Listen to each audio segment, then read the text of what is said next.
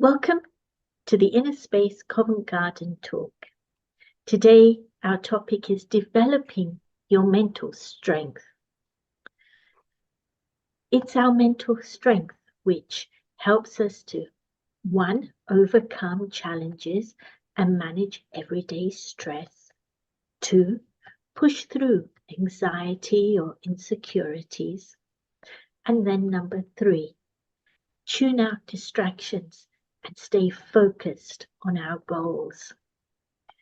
But do you find, like I do from time to time, that my mental strength is being tested? Are you able to handle anything life throws at you? Are there days where even a small setback can feel overwhelming? So, is that why you're here, to build mental toughness? We've asked our speaker to share strategies on how to stop the habits that drain our mental strength and develop a stronger mindset. Stephane runs a coaching and learning consultancy based in Europe. He regularly facilitates leadership development and management programs. He formerly spent more than 20 years in the field of international business. Stephane's going to be sharing his insights over the next 40 minutes. He'll lead us into a very short, just 3-minute meditation. And the idea behind the meditation is that it allows you to filter what you've heard and let it settle so that you're in a position to start using these insights into your everyday life from tomorrow morning. After that, Stephane will take your questions. So please send in those questions into the question and answer link or the chat, and it will be our pleasure to put those questions to Stephane on your behalf. Stephane, over to you. Thank you. Thank you very much. So if you allow me, I will also show some slides. I have prepared some slides for this presentation. So let me find them. Right. Okay. I hope that for you it's okay. And then full screen. Great. Should be all right. So yes, this is this evening's subject. And it's a kind of journey that we are embarking on. And so I really hope that you will enjoy this journey as much as I do, because it's an honor for me to be present with you. Although I am in France, I'm in the city of Grenoble, where it's sunset time. And so let us progress together. Is this working? Not so much. Okay, so I will use that.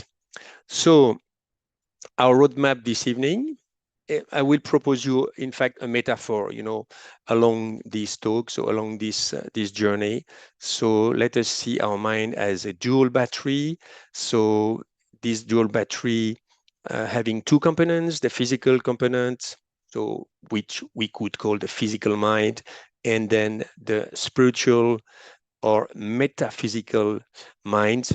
And then, as Artie has said, there will be a short meditation, short, but even if it is short, it can be really powerful. You will see, I hope, or we will all feel that. And then some questions. So let us begin. What we wish to avoid, we live in what in the world of consulting they call a VUCA world, highly volatile, highly uncertain, highly complex, highly ambiguous. So what will happen? I don't know, in the States, you have these general elections. What will happen in the Middle East? What will happen in Ukraine? In UK, you have a new government. In France, we just had a new prime minister after a very hectic summer. There were the Olympics, but there was no government. So many things happening on a global scale, but also as you certainly feel in your own personal life. So let us avoid, to feel like that. So here it's probably an office worker or a manager, but it could be also at home. You have, of course, professional burnout, but more and more, you have also parents who suffer from burnout. And of course, those people who take care of their relatives, like for instance, myself, my father suffered from dementia, and I had to take care of him, and also my mother who was taking care of him. And so I could see that really meditation really helped me a lot in that phase. So what we want to avoid, yes, is this, and we want to go to this. Even if there are some difficult situations, even if there are many obstacles in my life, even if I don't perhaps feel well, even there can be some diseases, I should train myself to stay, if not happy and smiling, but at least I should train myself to stay at peace. And so that's what we want to do this evening. So let's begin with the dual battery I was sharing. So for the mind, of course, um, you have the brain, which is very much connected to the mind, and the brain would be the physical component.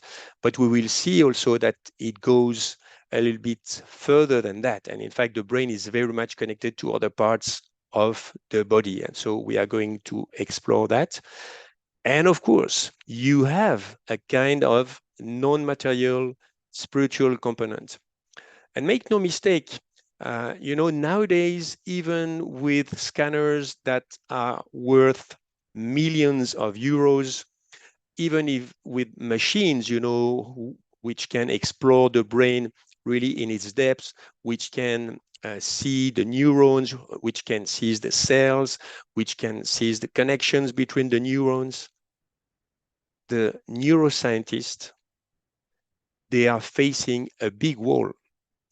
They cannot understand how the brain functions and makes that experience of life happen for everyone. Like for instance, you're attending to this talk, and I myself, I'm talking to you, and so many things happen, so many pieces of information reach the brain, and then the brain gives this experience. So for me, of course, it's on that side of the screen. For you, it's on the other side of the screen.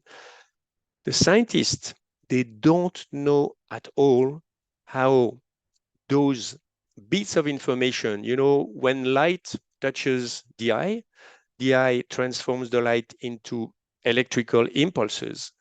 These electrical impulses reach the brain.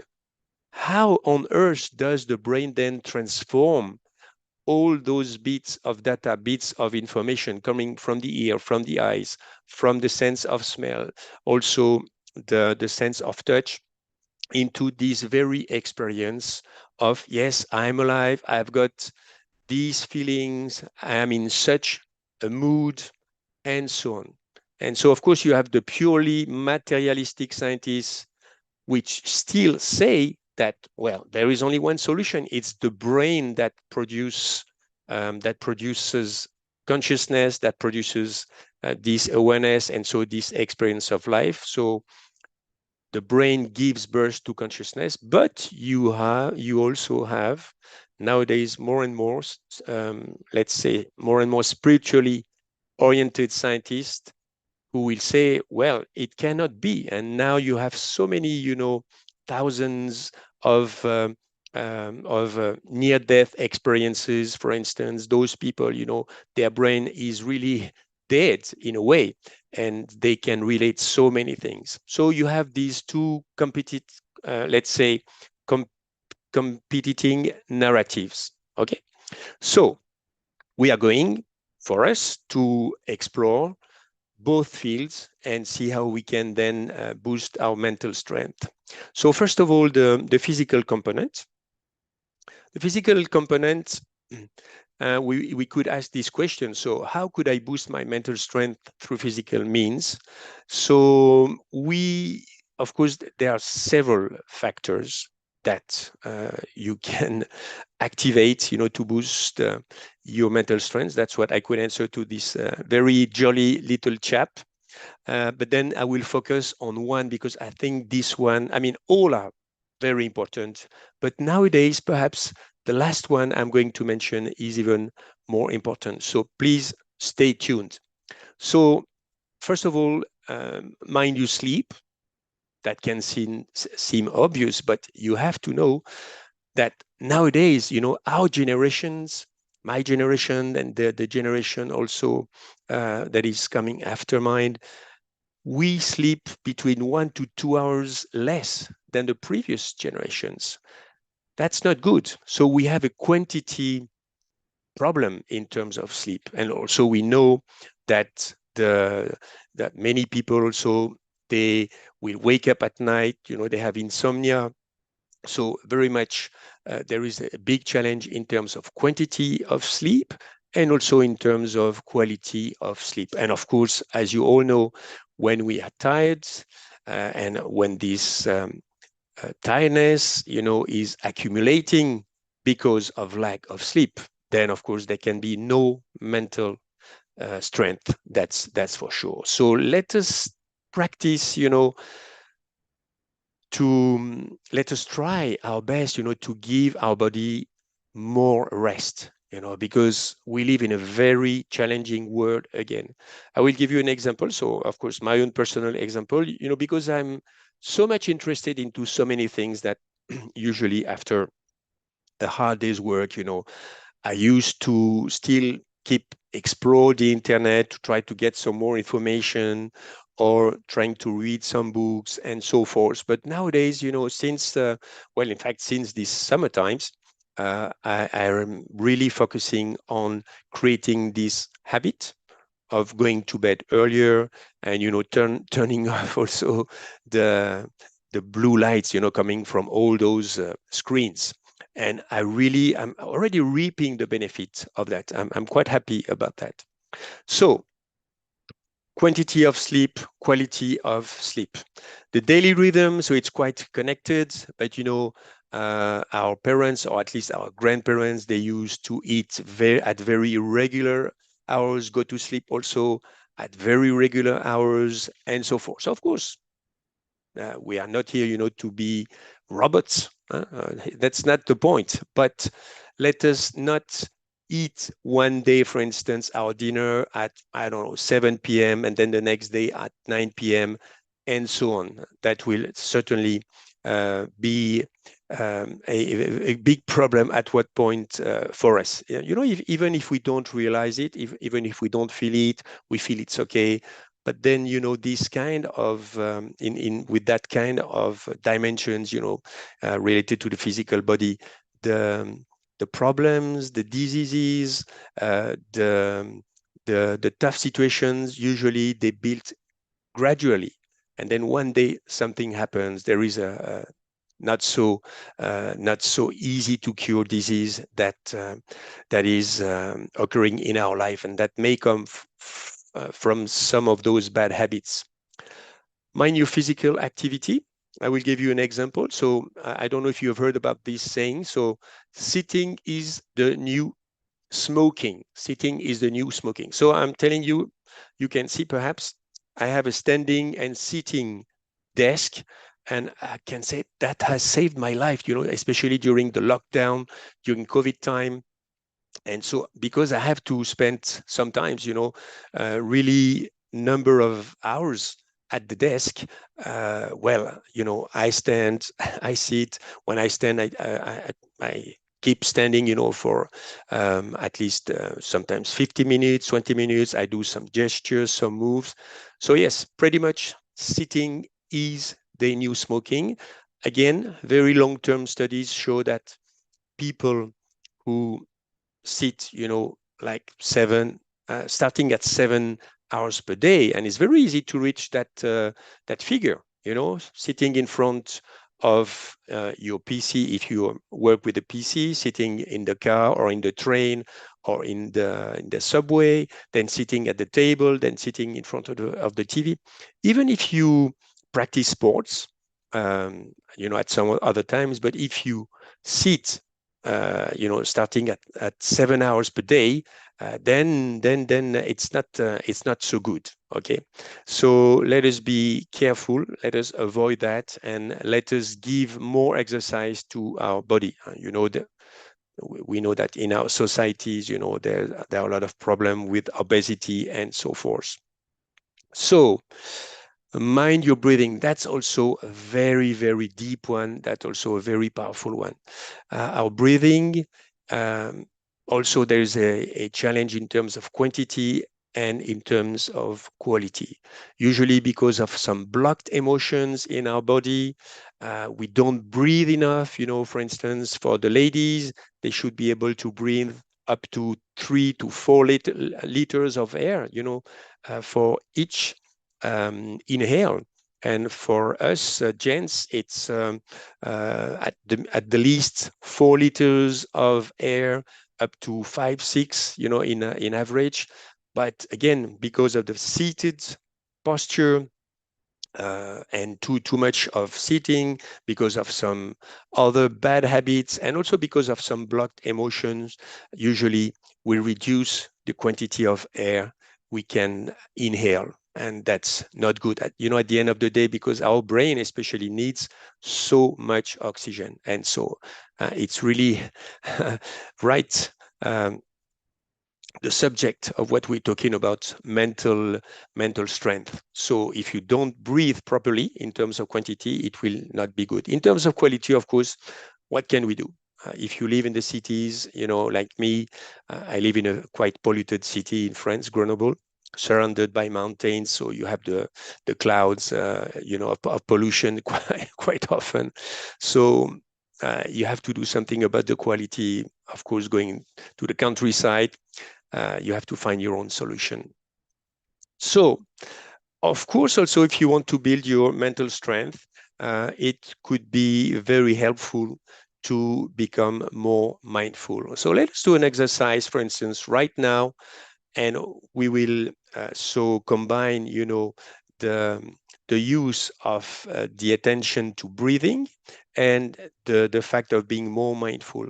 So I would like you, just for a few moments, to focus less on my voice and more on your nostrils, and focus for a few moments on just one single data, one single bit of information, the difference of temperature between the air you inhale and the air you exhale. Just focus on that.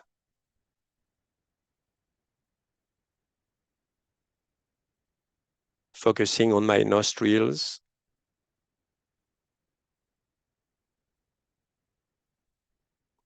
Normally, unless you are a robot or a mutant, the air that you exhale should be warmer. Focus on just that sensation for a few moments.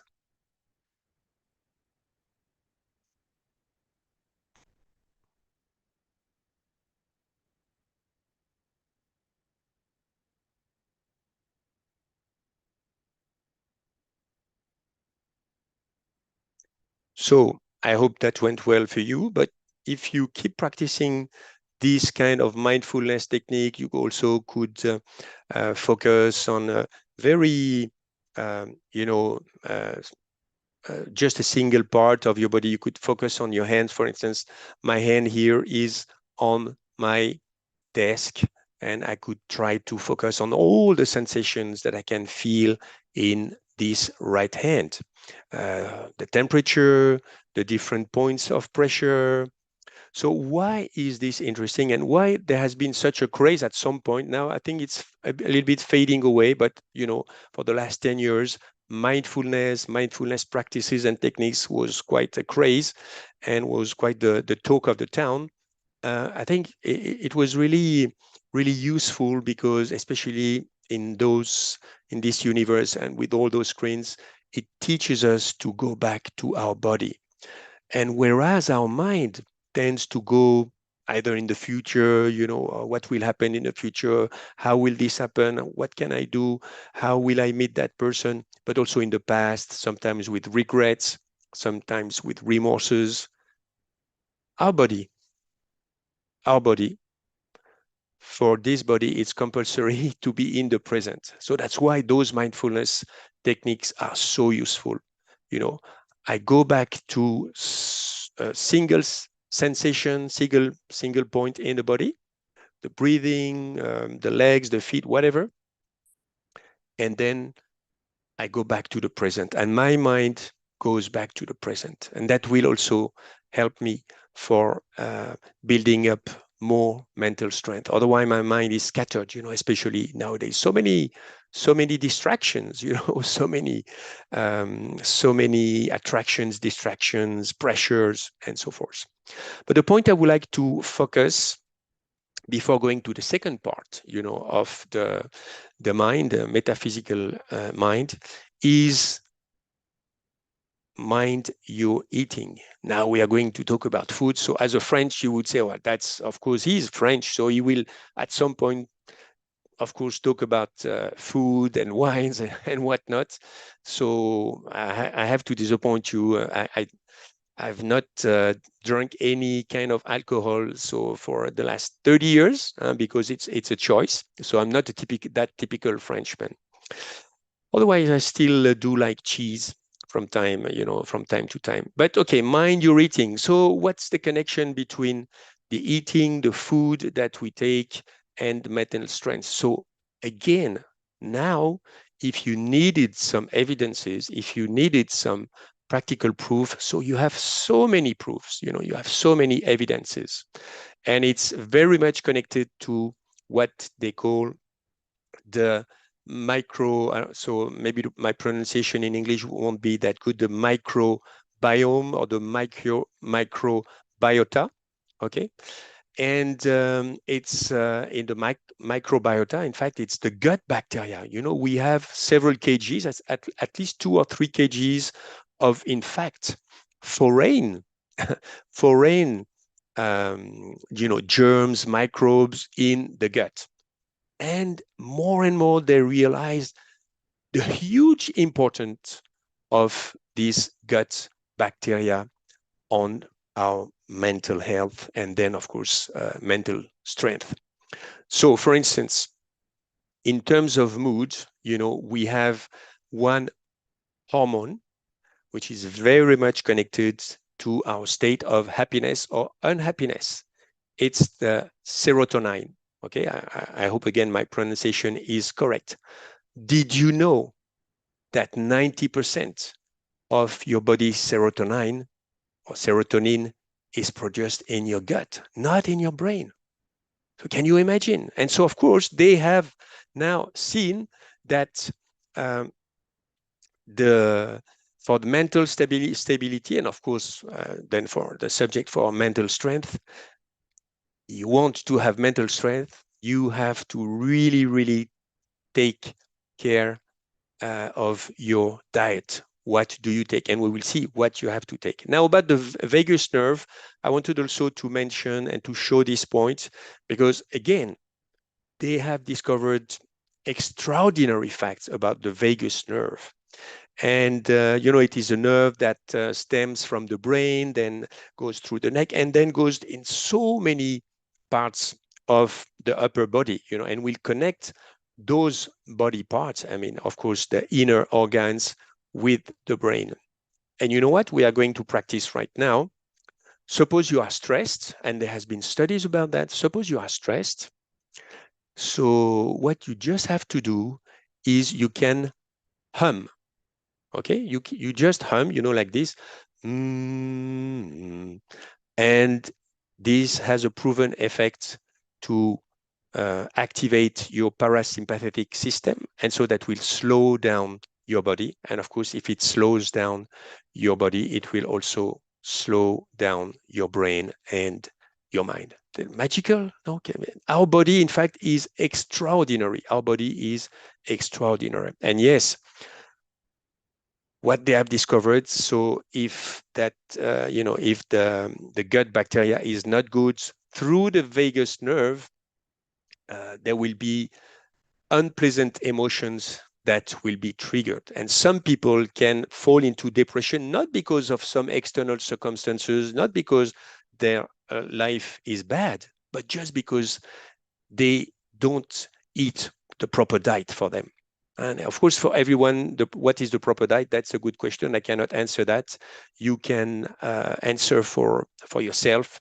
So if you want to really boost your mental strength, you will pay more and more attention to your diet. And so I'm sorry to say that, I suppose that behind the screens, there may be some people, who like to eat burgers, the Big Macs and I don't know what, sausages and so forth. It's okay. That's your choice. But again, I'm sorry to say that more and more science is saying that those who tend to be veggie, if not vegan, okay, I'm not vegan myself, so I'm veggie. I've been veggie for 30 years, but you have all those positive effects on your microbiota. So again, the connection is clear. You want to increase your mental strength, you have to take care very much of your microbiota. That means you have to take care very much of your diet. Even if you don't go vegan or veggie, it's your choice, but at least perhaps you can reduce that, because the studies again show that it's not that good. And in fact, there are so many studies that will show that yes, veggie people, if on top of that, they meditate, they will tend to have a longer life. And yes, their immune system will work better, and so forth, and so forth. So I think it's not mentioned enough. Why? Because the lobbies. There's. I mean, I'm not trying to point fingers here, but yes, the amounts of money that are invested, into selling junk food and frozen food and so forth. It's so huge that, of course, it's only gradually that in the mainstream medias and in the mainstream communication, sometimes from the governments, whether they are local or general governments, that they will say, yeah, well, you should pay more attention to your diet. But you see, all those facts, they are scientifically proven.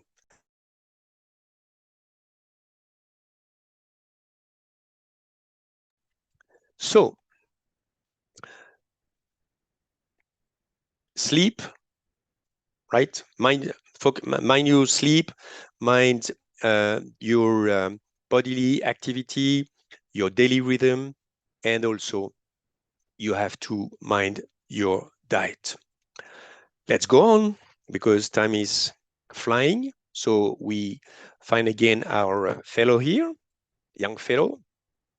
So spiritual means, so as we said, you have these two parts. You have the physical part of the mental strength, because there is a kind of physical part to the mind, and you have the spiritual part to the mind. So 3 ways here: focus on positivity, focus on love. I think you won't be surprised that a Frenchman again talks about love. I think that's mandatory, right? So of course it has to be a certain kind of love, and focus on detachment. So let's explore that, shall we? So I would like to suggest you to consider two very important laws in terms of thinking. First of all, the less I think, the better I think. The less I think, the better I think. It's a kind of law of quantity, or you want to summarize it, you could say, in terms of thinking, but perhaps it's true also for other, fields of our life. In terms of thinking, less is more. Less is more. And that's why meditation will really help me, because with meditation, we really, little by little, step by step, um, manage, succeed in reducing the quantity of thoughts. So nowadays, again, neuroscientists, they will tell you, I mean, you have two main schools of thoughts. You have one school of thoughts that say that we produce up to 60,000 thoughts a day, 60 to 70,000. And you have another school of thoughts that says we create between 8,000 to 10,000 thoughts a day, whatever.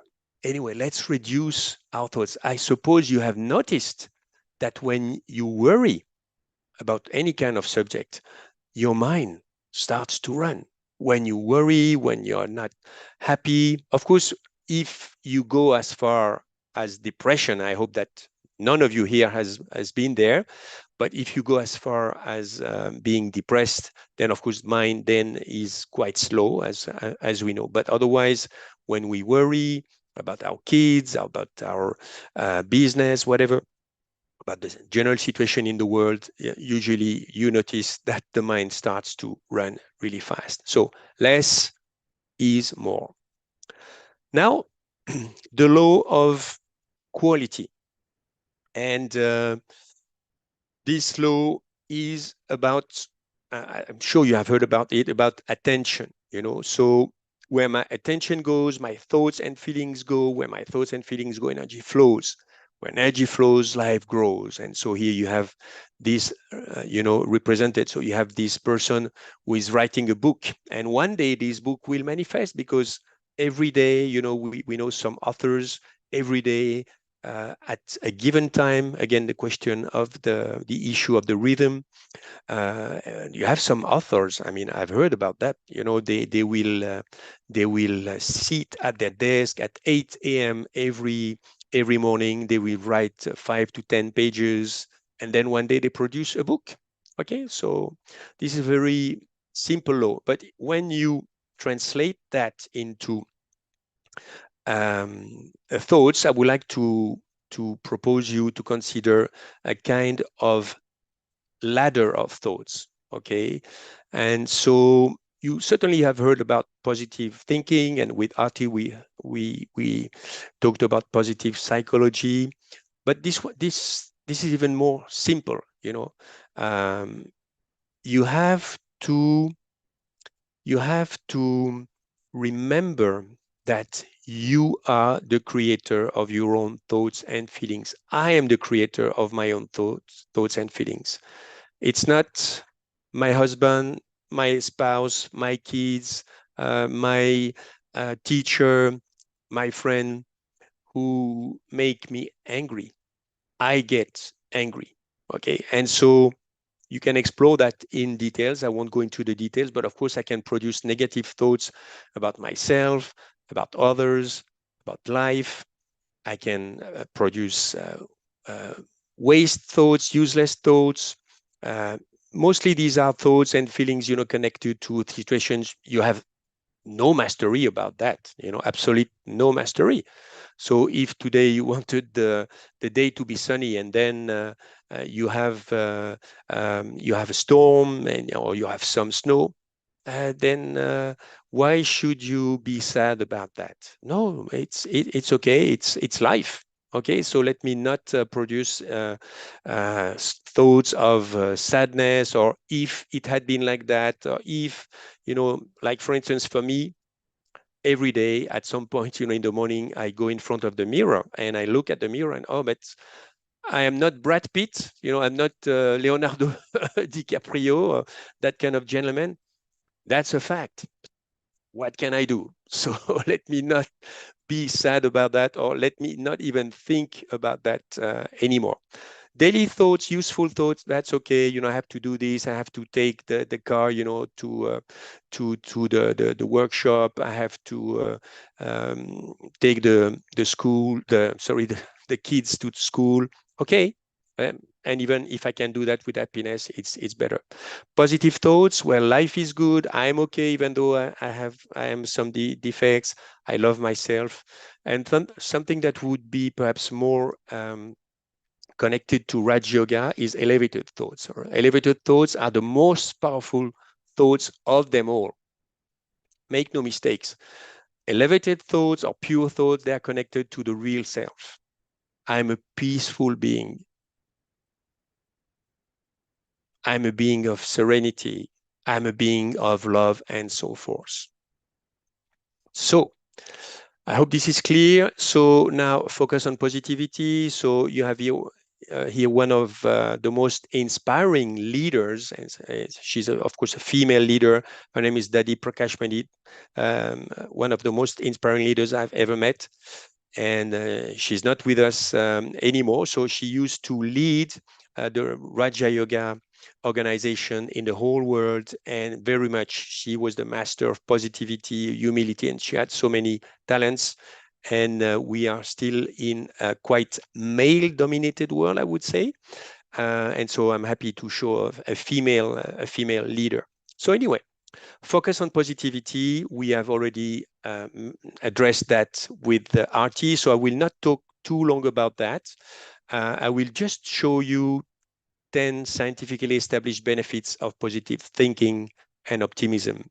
Okay, so, and you will be able to, when I'm sure you will have the possibility to look at that again, or if need be, I can send to RT the document, and if you want to download it, please be my guest with pleasure.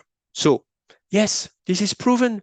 Improved sleep, improved resilience, productivity, better personal relationship, stress reduction, longer lifespan. This is scientifically proven. So yes, perhaps life is harsh for some reasons on me, or perhaps I cannot find any reason why life is so hard towards me.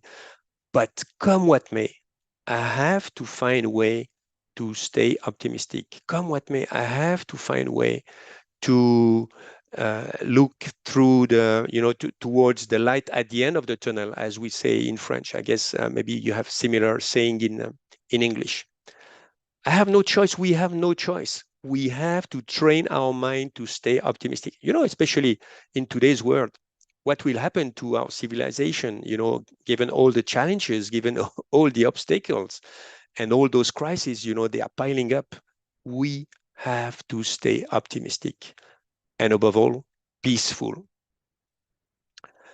And of course, we have this negative bias in our brain, so we have to be careful because it's certainly in the physical brain, but then it has certainly translated into the metaphysical mind also.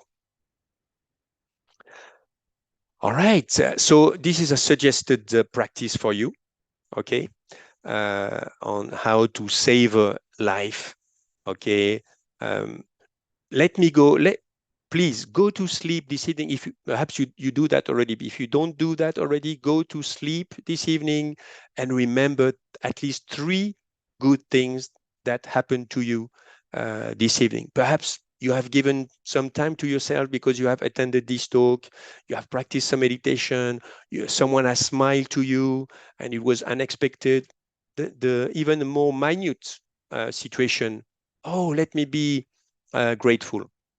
I'm alive today. I can breathe. Okay, my body may be aching at some points, but okay, I know what's going on in the world. So many people now, they're in situations of war. They're in situations of starvation. I push a button, there is water. I push a button, there is I turn on the the light, and yes, there is electricity, there is light. I mean, I think it's the case for all of us because we are in front of a screen. So compared to miserable lives, so many billions of people nowadays, and children, I mean, and old people also facing so many tough situations. We have all reasons to be happy, but we have to train our mind. What else? Focus on love and compassion.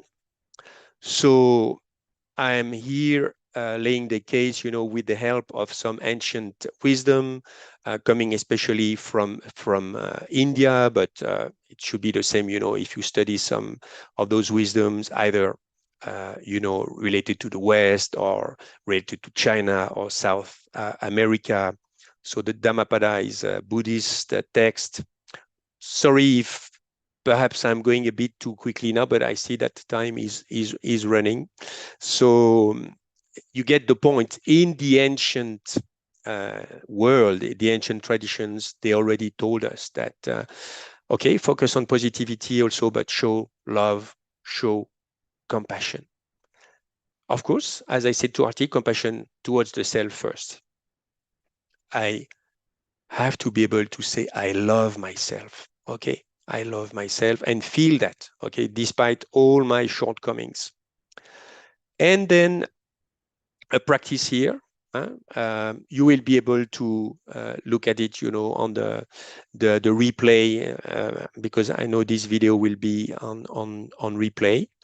And yes, be kind to yourself, be kind to other persons, and don't expect anything in return. So Artia will perhaps go maybe 2-3 minutes further, if you allow me, because I think I'm not a master of time yet. And That's then absolutely fine. Thank it's you. okay. Okay.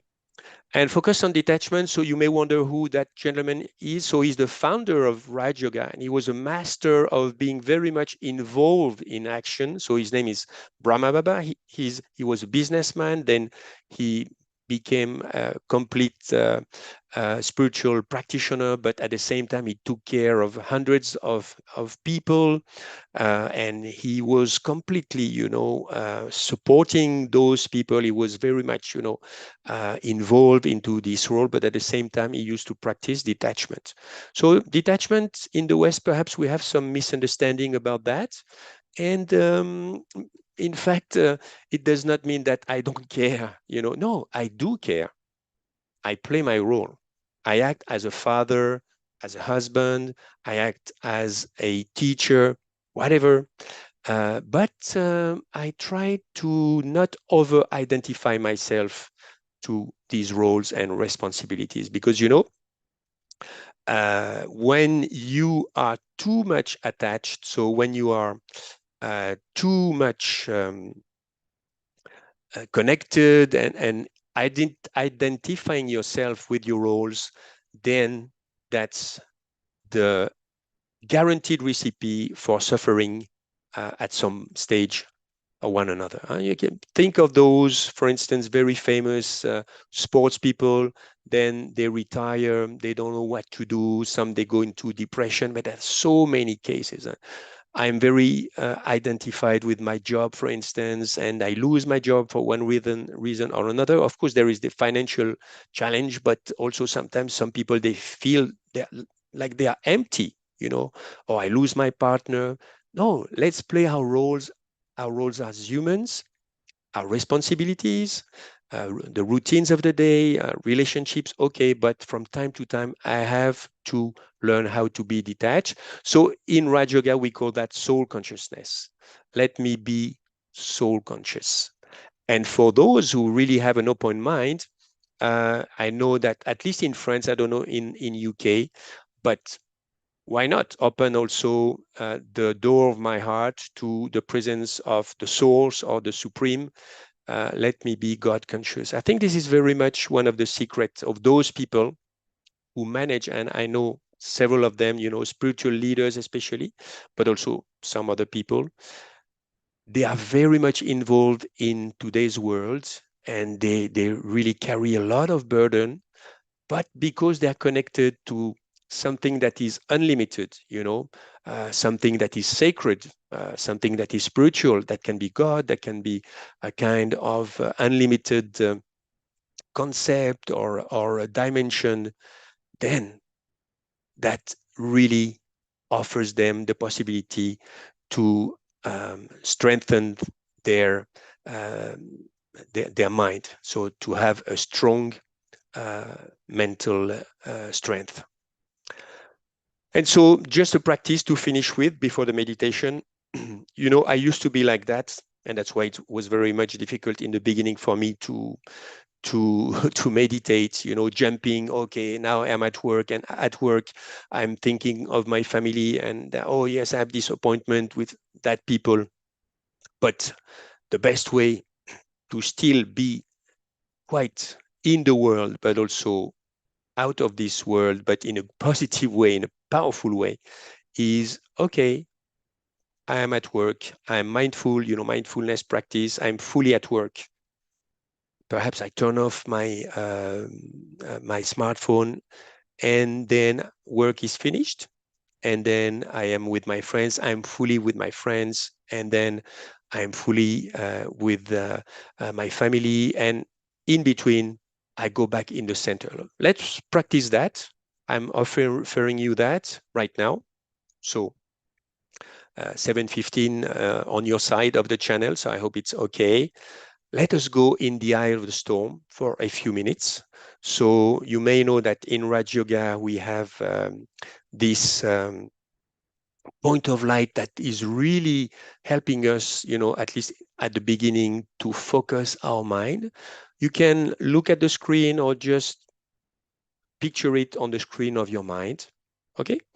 And then I hope the music is not too loud. Sometimes with Zoom, it's not that easy to balance, It's a just for little two, loud. 3 minutes. It's okay? It's a little loud. I can barely. Okay. Yeah. So better? A little less. Less? Less. Okay. Even lesser? Yes, please. Okay. Well, we might not need music. Music sometimes is nice, but anyway.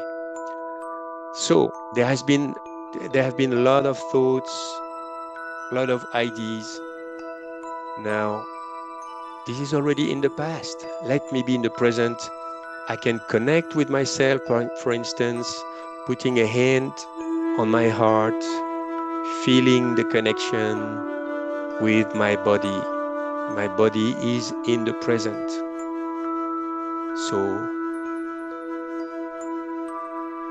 this way, I lead my mind into the present. But now I want to go further. I speak to my mind. I'm telling to my mind, you are my mind, so you have to, in a way, obey my instructions. So please, my mind, calm down, be quiet.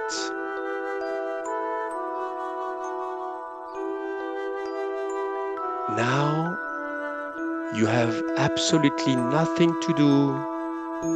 You have no responsibility. You have no role to play. Just be in the now.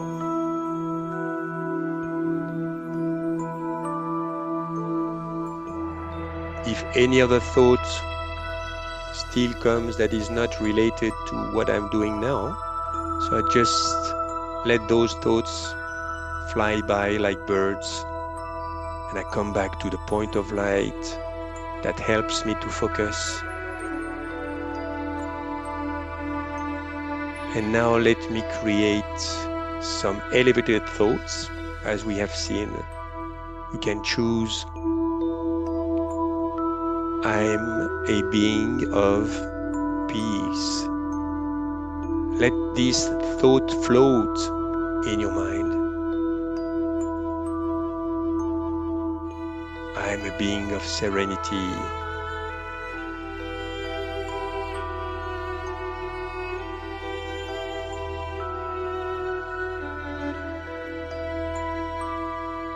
I'm a being of quietness.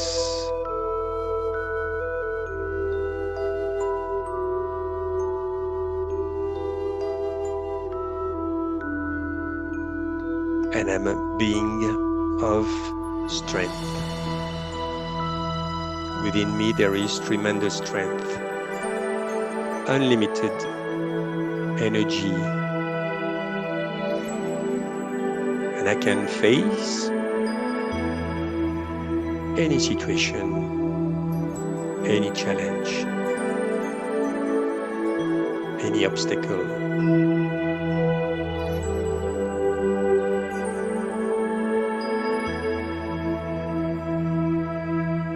And I appreciate this silence, and I have this feeling of deep gratitude toward myself for offering me this time out.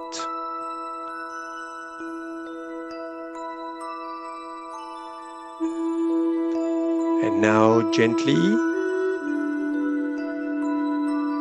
I allow my awareness to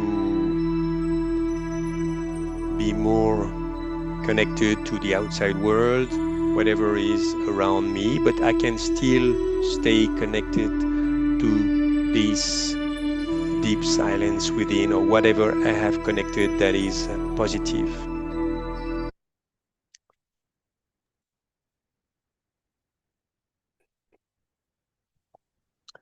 And so here we are. I'm sorry for having extended the talk No, by a not few at minutes. all. Thank you very much. I was just thinking, you packed in a lot of things. You went from Yes, yes, yes. everyday activities that will help us be more focused, let go of anxiety, very practical tools, and you showed us the steps and the qualities of our thoughts that are going to give a different impact into our everyday life. And then you did some spiritual research and you threw all of that into a package for us this evening. So thank you so much for filling our evening with so much richness. Um, thank you very much. But No, thank you for having me. Thank you for having me. Just, I would like to quote, there is one famous yogi, Raj Yogi, yogin, in fact, who used to say that the quality of our thoughts depend at least at 60 or 70% on the quality of our diet, of the food we intake. So wow, it's very much connected. And so research now goes in that direction. That's incredible. And our body is so wonderful, right? But yeah. the mind is even more extraordinary. The soul, the mind, the consciousness is even more extraordinary. Gosh, it's such a combination to Mm. get right. It's not just what's going on in our mind, but it's Mm. also what's going on in our body. And it's such a balance to maintain. So thank Yeah, you. yeah, But as you said right at the beginning, it really is about having that self-compassion. yeah. And if I do actually take the time to have that and have those wishes for myself, I'm going to be able to find it more naturally. Yes, It might take a little practice to get right, definitely. Yes. Mm. but I am going to. So thank you very much. There are a number of questions that have come in, so let me start with them. Um, how do you how do you regain? Oh dear, let me say this again. How do you regain mental strength during the darkest hour? Perhaps something catastrophic, life-changing has Mm. occurred uh, before even getting to develop that mental strength. Mm. That's a very deep question. I have to say, unfortunately, that I don't have any magical recipe. What comes to my mind, though, are two things, 2 points. One point, so, is really to try to prepare. We have to prepare for the worst, and but still expect the best. What I mean by that is to prepare for the worst. We have to instill in our lives positive habits. So we have seen that, connected to the talk, so many ways of implementing in our life positive habits. So about, of course, the diet, about meditation, about sleep. And so, in the US Army, for instance, when they talk about resilience, they say, for their soldiers, and especially for the Marines, they say resilience is the capacity that a soldier should have to prepare for tough events. So, it's before. Then it's the capacity for the soldier to go through those tough events.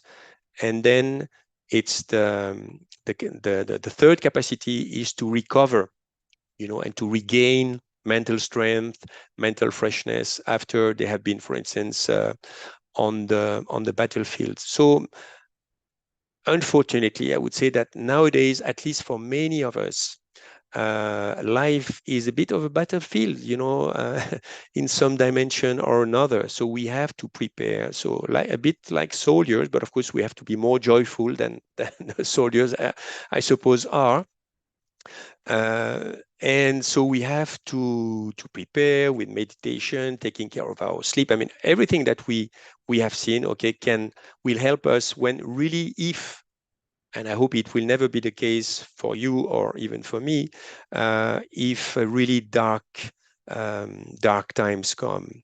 So that's the first point. The second point, because in my own personal life, I have been some phase like that, where I was borderline, depression, depressed. And so again, those habits that I had of regularly meditating, even if I didn't feel uh, really much coming from those meditation, I didn't feel any love, I didn't feel any peace, but I still kept practicing. And I know that that helped me. And also, of course, the connection with the Supreme, the connection with the source of all positivity did help me then to recover.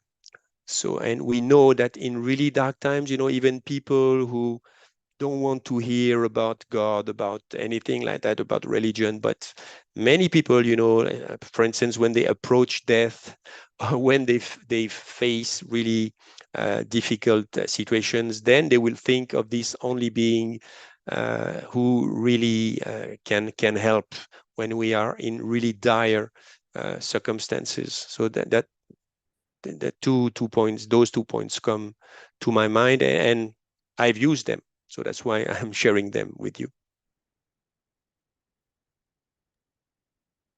Maybe, I think you've answered this generally, but maybe there's something you can add. How do you deal with fear? Well, um, I think, all emotions are necessary. Okay, all our emotions are necessary. Emotion is a piece of information that is vital for us. Okay, so our body, I mean, it's a combination of mind and body, in fact, will create that emotion, whether it is anger, whether it is fear. So I would say that nowadays, what I'm training myself to do is to welcome that emotion. Okay, I feel fear, I feel sadness, I feel frustration. I used to try to avoid that. Oh, but I'm not like that. For instance, I'm a good yogi, I'm a peaceful being. I cannot allow myself to be frustrated. But now I have realized that no, this is a signal. Okay. And again, if you learn from Western science, what I call Western science, but nowadays it's global science, okay, but the Western way, they will tell you that emotions are very short-lived.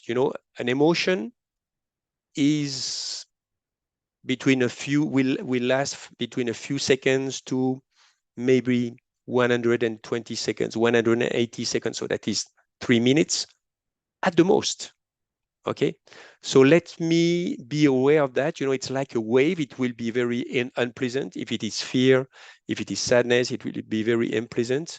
But then between the next wave, then I can again try to refocus. I can perhaps try to create some positive thoughts. I mean, I have to do something. I can breathe, and the body again is extraordinary. You have some special points in the body, for instance, here around the collarbones. When you activate them, they will relieve the pressure of any unpleasant emotions. So there are many ways. Okay, but first let me pay attention to that emotion. If it's fear, okay, it's fear, okay.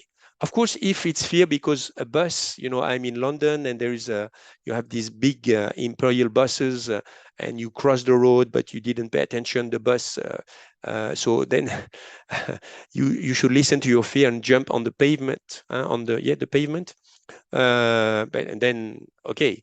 But otherwise, if I feel fearful in my life, for some reasons, let me welcome that. And I will be very surprised to see that in many cases, most of the cases, unless I need some therapy, but if it's a kind of being fearful of, I don't know, having a conversation with my partner, with my children, I welcome that and I will feel that the fear vanishes. I have to pay attention again to my sensations.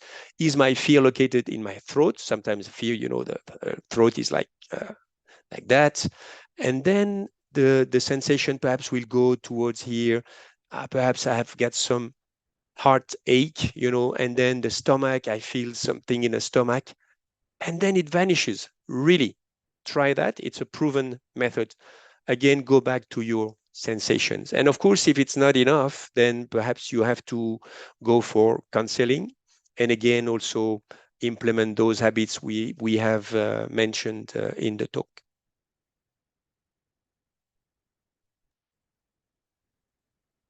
If I may, I would very much like to ask, I know we're over time, but I'd like to ask you one last question.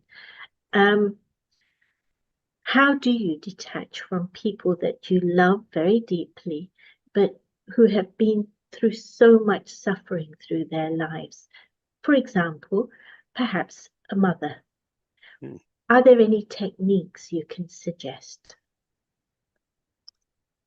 I would say, yeah, I think what we would need here perhaps is a talk about resilience. Perhaps this would be the next subject, but we have addressed that, again, taking care of the body. So we have seen different ways. And then I have been a little bit through that. I've talked about my father, who had dementia. So now my own mother is, so my father now left us. So in 2020, on October 10th, 2020, so now for 4 years. And so there was a kind of mental load, because I could see, of course, my father with dementia, it's quite tough for the people around. And I could see also my mother was suffering and she was very worrying a lot. And she was starting also to her energy, was getting drained because she was taking so much care of her husband. So, and for me, because I had gone back, to take care of both of them, um, then of course I had this mental load. So of course, meditation helped me, and also knowing again that, of course, if there was feeling of sadness and feeling of worry again, I had to welcome them and to listen to those feelings, but I should do my best with meditation, with my diet, with regular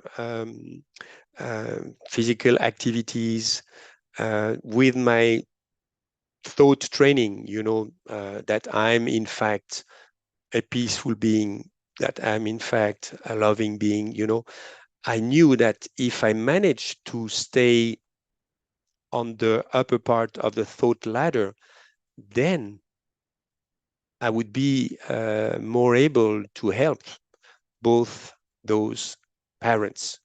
And even when a soul is about to leave the body, um, because perhaps there is no such thing as death. That's a suggestion. But anyway, when someone is about to die, also, we meditators, and especially in Raj Yoga, we believe that the more we stay peaceful and the more we stay serene, the more we'll be able to help that person at this very, very crucial time. So again, it's a question of habits, positive habits, regular habits. And once I am in such a dire situation, when I am with a person who is really suffering, then of course I have to support that person. But first of all, I have to take care of myself and really care for myself. There is no other way. And so also perhaps taking the help of people around and sending really not only talking to the person, but sending good vibrations, positive thoughts to that person. I'm afraid my answer is not really satisfying, but so far this is the only one I get. I hope that will be of any help. Thank you.